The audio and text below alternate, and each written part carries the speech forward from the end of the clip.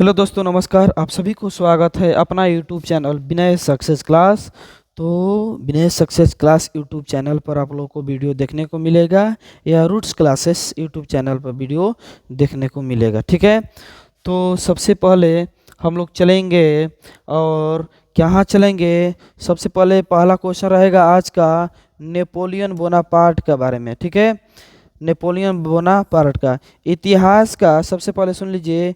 इतिहास इतिहास का PART पार्ट 2 वीडियो है और क्लास 10th तक है।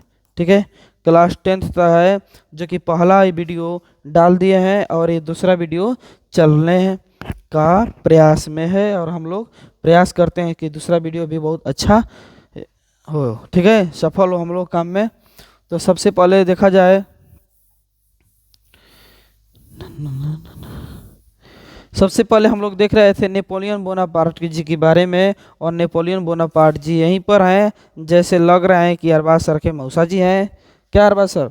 अब देखिए, इनका जन्म कब हुआ था? तो 15 अगस्त 1789 ईस्वी में।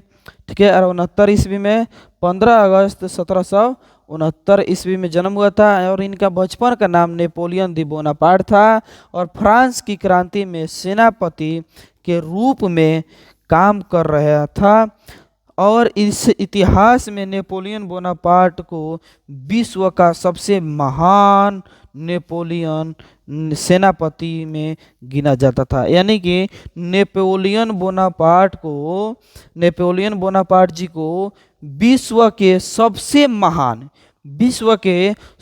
महान सेनापति में इनका नाम आता था, गिना जाता था। ठीक है, सबसे महान सेनापति में। ठीक है, तो चलते हैं आगे और अगला क्वेश्चन है नेपोलियन के द्वारा किए गए काम, यानी कि राष्ट्रवाद के प्रसार में योगदान।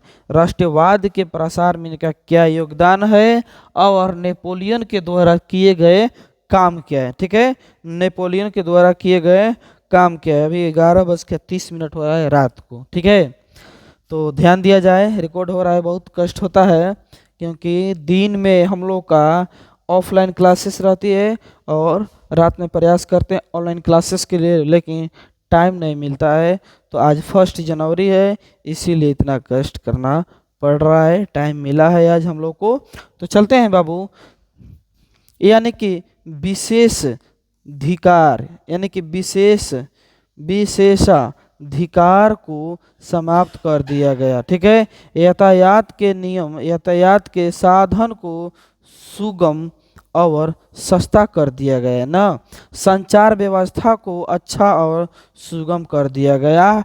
आर्थिक समानता को दूर करने का प्रयास किया गया। समानता व्यवस्था को समाप्त किया गया और सभी नागरिकों के लिए एक समान कानून बनाया गया। यही है कानून, यानी कि सभी के लिए, चाहे आदमी कोई चाहे अमीर हो या गरीब हो, सबके लिए कानून एक ही है। लेकिन लोग गरीबों का इस्तेमाल करते हैं, किस लिए?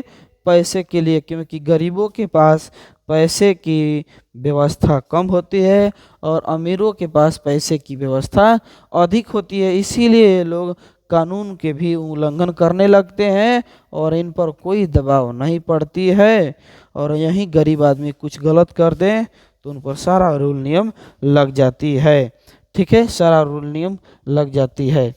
आगे देखते हैं हम लोग देखते हैं राष्ट्रवाद के क्या है कि राष्ट्रवाद के विकास में सहायता तत्व, यानी कि सहायक तत्व कौन कौन है? राष्ट्रवाद के विकास में सहायक तत्व कौन कौन है? राष्ट्रवाद के विकास में निम्नलिखित सहायक तत्व हैं। ठीक है, यानी कि कुलीन वर्ग समांतर सामाजिक और आर्थिक रूप से अत्यंत प्रभाव होना। ठीक है, मध्यम वर्ग का उदय और नुक्कड़ नाटक और खेल ड्रामा के जरिए लोगों को जागरूक करने का प्रयास किया गया, जिसे जिसे यहाँ पर वीवीआई है, देखिए, जिसे रूमानीवाद, इसको क्या कहता है, इसका दूसरा नाम हो जाएगा रूमानीवाद।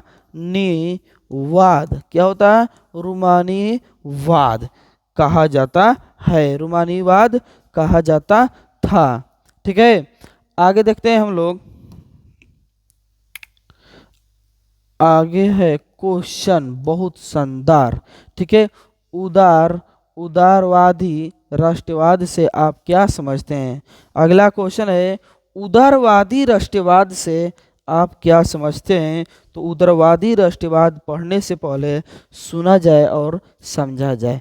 ठीक है, यानी कि उदारवादी राष्ट्रवाद एक अलग विचारधारा के लोग थे। यानी कि उदारवादी राष्ट्रवाद में क्या थे, वहाँ पर एक अलग अलग विचार के लोग रहते थे, अलग अलग, जैसे 5 अंगुली बराबर नहीं है, उसी तरह से वहाँ पर हर आदमी के विचारधारा अलग अलग प्रक्रिया की थी। ठीक है, अलग अलग रहती थी।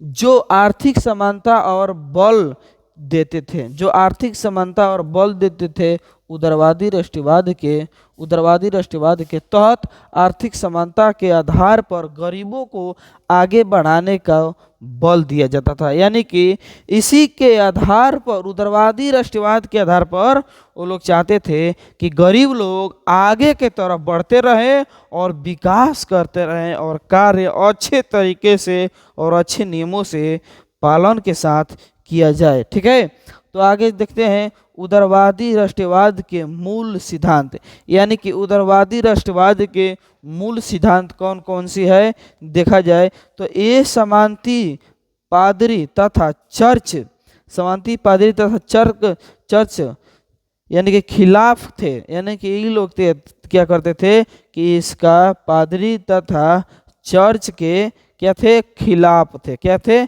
खिलाफ थे। समाज में आर्थिक समानता लाना चाहते थे। यानी कि लोग चाहते थे कि समाज में आर्थिक समानता आ जाए। क्या आ जाए?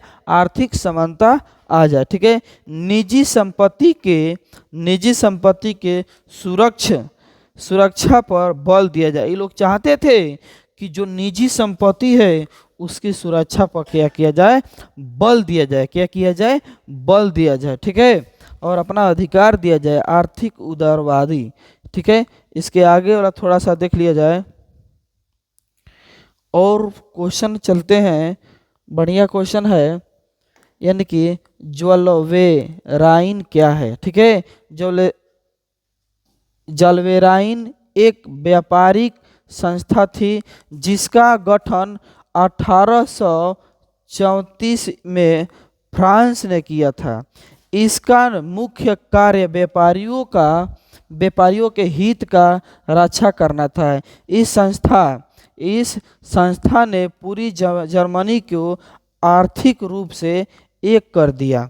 यानी कि व्यापारियों मतलब समझते हैं? व्यापारी मतलब नहीं समझते हैं तो समझा जाए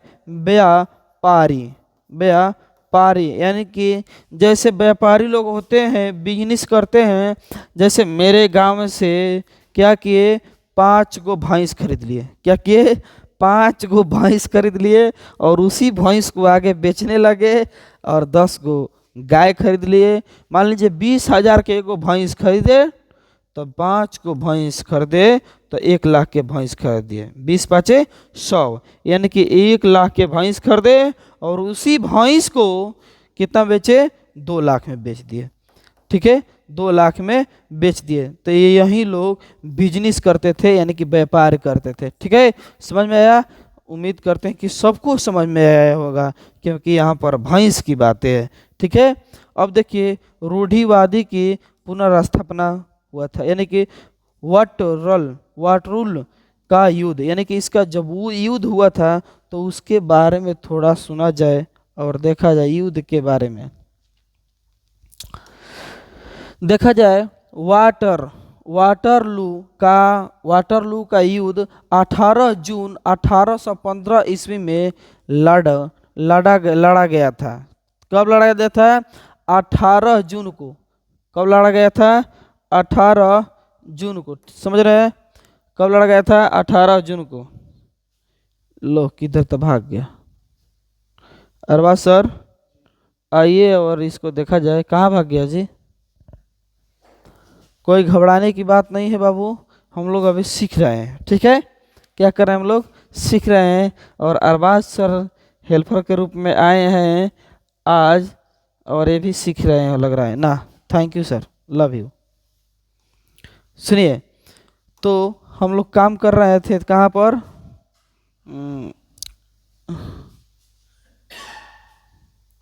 ठीक है, तो समझते हैं। सॉरी सॉरी सॉरी,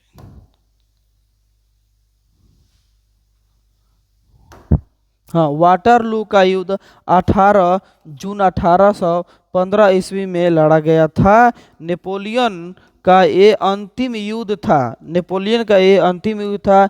इस युद्ध में एक तरफ फ्रांस था तो दूसरे तरफ रूस थे। ब्रिटेन, फ्रांस, ऑस्ट्रिया, हंगरी के सेना थी। इस युद्ध में हारने के बाद नेपोलियन ने आत्मसमर्पण कर दिया तथा उसे एक कैदी के रूप में सेंट हेलेना नामक टापू पर भेज दिया गया, जहां 52 वर्ष की आयु में 1821 ईस्वी में उसकी मृत्यु हो गई। यानी कि समझिए पहले, यानी कि यह युद्ध में एक तरफ फ्रांस के और दूसरे तरफ ब्रिटिश के, यानी कि इधर फ्रांस के लोग हैं और इधर ब्रिटिश के लोग हैं, और दोनों तरफ युद्ध चल रहा है। अब चलते चलते क्या हुआ, देखिए, इधर है फ्रांस के लोग समझ रहे हैं और इधर है ब्रिटिश के लोग। अब युद्ध चल रहा है, अपन तलवार, गणासी, फरुसा, लौर, डंडा सब यहर चलता, युद्ध होता। अब देखो यहर युद्ध होता है, राजा साहब घरे बैठ के सुतल बनन, ठीक, यानी कि युद्ध कर रहा है। लेकिन युद्ध करने के बाद इसका क्या हुआ, 52 वर्ष के आयु में क्या हुआ था, 1821 में दांत चिपक चल गया, यानी कि इसका मृत्यु हो गया था। समझ रहे हैं? मृत्यु हो गया था, समझ रहे हैं ना। अब आगे क्वेश्चन है, ठीक है, आगे बहुत सारी क्वेश्चन है। अब अरबाज सर को टाइम दिया जाए, अरबाज सर भी अपना सब्जेक्ट पढ़ाएंगे और अच्छे तरीके से पढ़ाएंगे।